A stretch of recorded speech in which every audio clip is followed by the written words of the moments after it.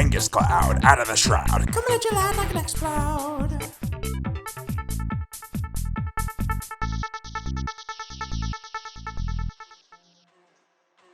Hello friends, KangasCloud here, and we are back with another Pokemon Wi-Fi battle. Now, I know it's been a little while since I did this, about a month, so it's about time, frankly. Now, I found this battle on my Discord server, and if you're not a part of that, why not? You'll find the link down below, and anyone can join. It's free. It's basically just a chat service, and I'm there pretty much every day. I check everything, and if you want to say hi to me, that's the place to do it. Anyway, we decided to delve into the PU tier for this one, because why not? I haven't really played competitive in a while, so I decided I would start it with the most ridiculous tier out there, which is PU, and you'll see I've got a Kricketune, a Basculin, Camerupt, and Banette. I brought Banette back. There's no Megas on this team, by the way. I got a Cryogonal and a Maractus. And Joshua over here, both in the chat, he's got a really fun-looking team. He's got the Duosion, he's got an Octillery, Ariados, Glaceon, is it Beheeyem, I think that's its name, and the Rotom Fridge, whatever you want to call it. Rotom Iceberg. Fridge. Frost. Rotom Frost! Anyway, I don't want to waste too much of your time because I really just want to get into the battle. So let's go.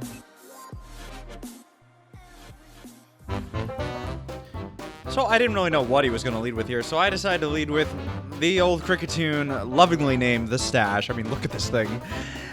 But he goes ahead and leads with his Rotom Frost, and surprisingly I outspeeded. And this set is kind of an interesting one. I've got String Shot, Sticky Web, Endeavor, and Fell Stinger. So I think maybe you can kind of see the point. The String Shot, it's just in case I lead out against someone that I think might outspeed me. I am Jolly max attack with a Focus Sash. So the idea is that I get knocked down to my Sash, go for the Endeavor, and they live on 1 HP. If they switch out, I can hit him with a Fell Stinger the next turn, possibly after Sticky Webs. There's just a lot of mind games to play. But anyway, I go ahead and switch from my camera up, seeing that this thing's setting up screens. I know I can take whatever it's got. And this camera up's kind of an interesting set too. It's actually a Curse, Rest, Chesto set with Earthquake and Toxic. So it's kind of a stally max special defense set. So I do play some mind games with this Rotom because I also have my Cryogonal, which is also especially defensive. And seeing as they can't hit me with the Volt Switch, they have to go for Blizzard, and Cryogonal takes that very well. Unfortunately for them, they missed the first one against my camera up, and that damage might have mattered later, but it does have shaky accuracy, so it's hard to rely on it. So this Rotom's kind of getting whittled down, as I'm still playing some mind games. I go ahead and go for the Hidden Power Fire here, which I'm kind of glad I plugged onto this thing. Now, with the light screen up, that doesn't do too much, and it's able to get a Volt Switch off, which, again, I'm especially defensive, and this doesn't seem to be the most offensive Rotom, so I take it pretty well. Now comes Blue Goo, this Duosion, and I am thinking I gotta get the heck out of here. There's this little gummy fetus thing looking at me, and I just don't like it, because I know what these things can do. I mean, it doesn't look very threatening at first, but just look into those eyes. Like, it's plotting things. So I go ahead and Feel and Frisky my Banette. It's actually Choice Scarf. I see it's got the EV Light, obviously. I don't know what else this thing would have. So it starts hitting up Calm Minds, and I'm thinking, not today, please. This thing, with the right moments to set up, could really sweep through my team. And you'll see after the Reflect that Rotom set up, that knockoff does barely anything. It's a Jolly max attack, Choice Scarf Banette, and that Psychic in return just annihilates me. So feeling frisky wasn't really feeling too frisky today. So anyway, I go back to my camera up. It is specially defensive. So I know I can kind of take something from this thing, and I set up a Curse so that my Earthquake might be doing a little bit more, and as you'll see, I am faster. It's got the Sticky Web, and plus this thing's already pretty slow. But I see it's got Iron Defense, so I'm thinking, uh-oh. But I go ahead and just go for the Earthquake to get some more damage off on this thing, because I really need to wear it down. It just keeps Iron Defensing, which I guess it's okay. So far, I've seen Iron Defense, Calm Mind, and Psychic, and I'm just hoping I don't see a Recover right off the bat. And as it stands, I'm still faster, which is pretty nice.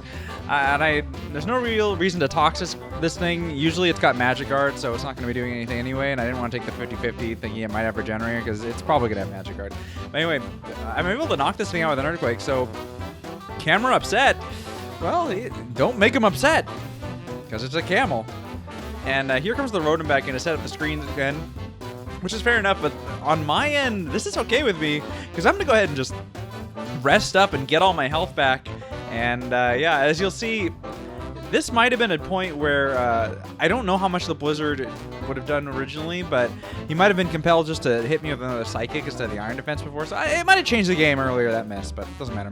Anyway, Cameron's going to sit here and watch this Rotom just die of poison, or not, because I'm going to go ahead and switch into Freezer Burn, anticipating this Blizzard, but it misses anyway. And here's where I get a little cheeky. I go ahead, and instead of staying in and going for an attack again, I'm going to go ahead and take this thing and switch right back out into my camera up, expecting the Volt Switch. And I feel a little bit bad because the mind games here are real, and he tries, but it doesn't work. And here, I anticipate him to anticipate me to switch again, and I just stay in and go for a useless Earthquake. I mean, on my end, it was probably the best play, because if he had switched out, it would have hit whatever came in. But in the meantime, he's just sitting there and slowly dying of a refrigerated disease.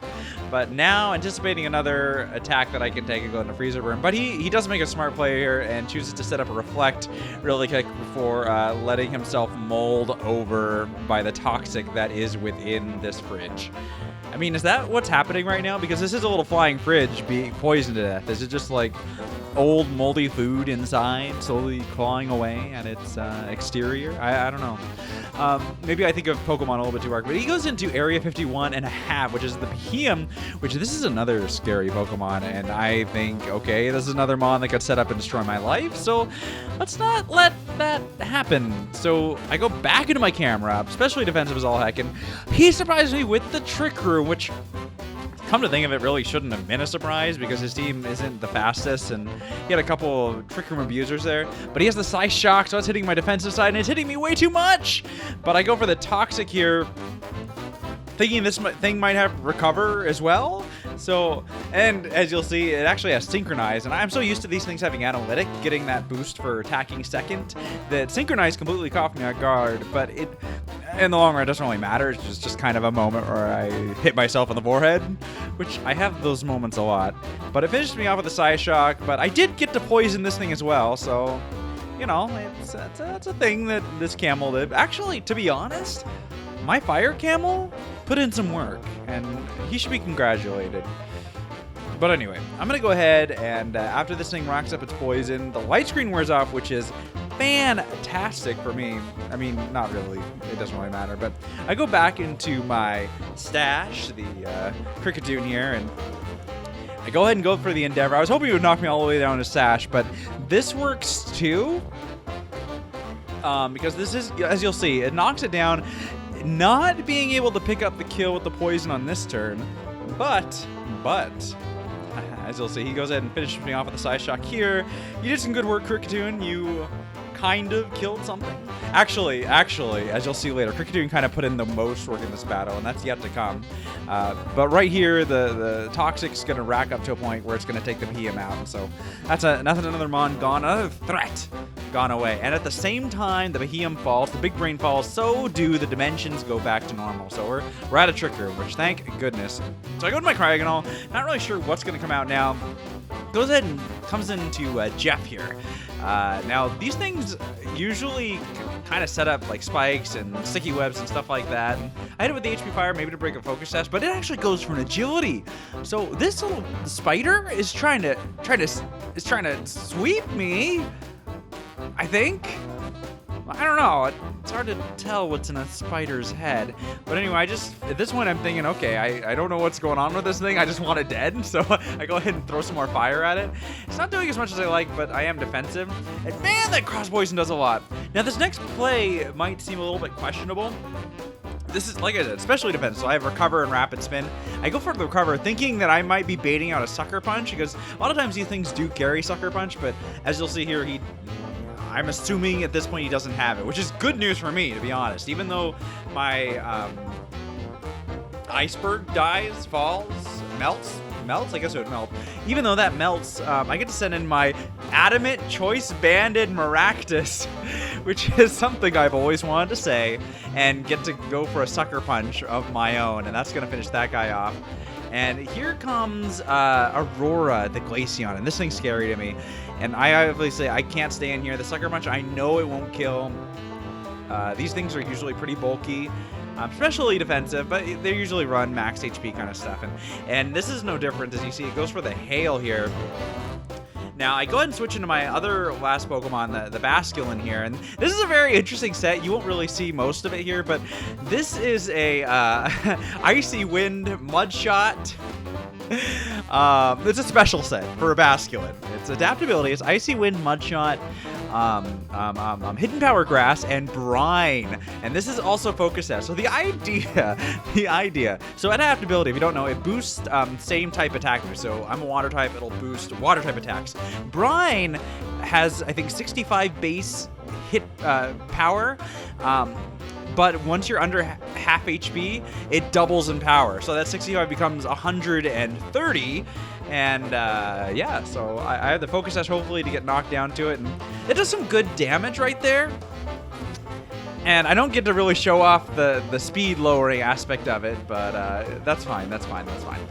But now I'm going to go ahead and switch back into my Maractus, which this is where the Kricketune goes into play, because it set up the sticky webs. And the thing about that is this Pokemon naturally outspeeds my Maractus, and my Maractus is max HP, max attack. It has no investment in speed, so if the sticky webs weren't there, the Glaceon would be able to outspeed me and hit me with the powerful Blizzard, which of course would have taken me out. I'm a dancing cactus. I mean, it doesn't take much. But since the sticky web's up, I'm able to hit it with that Choice Band myself into Petal Blizzard, and that's perfect because his last mon happens to be my buddy, Octillery. And yeah, he doesn't like the grass. He doesn't like dancing cactuses, and I don't see why. You should all like dancing cactuses, but that's going to finish that off. That was a very close battle, by the way. But yeah. So that's my venture back into competitive Pokemon a little bit. I don't know. It's PU. It's goofing around. It took me a while to kind of figure out how this team was even going to work. I threw it together really quick, and it was just, I wanted to try out some random set ideas, and I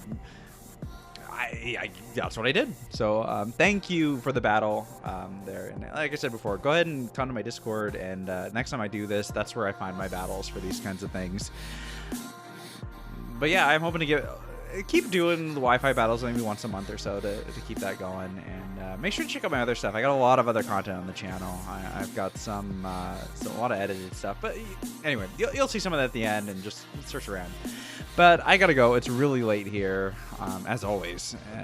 So I'm just gonna say this. It's KangasCloud, going back to the Shroud. Bye-bye.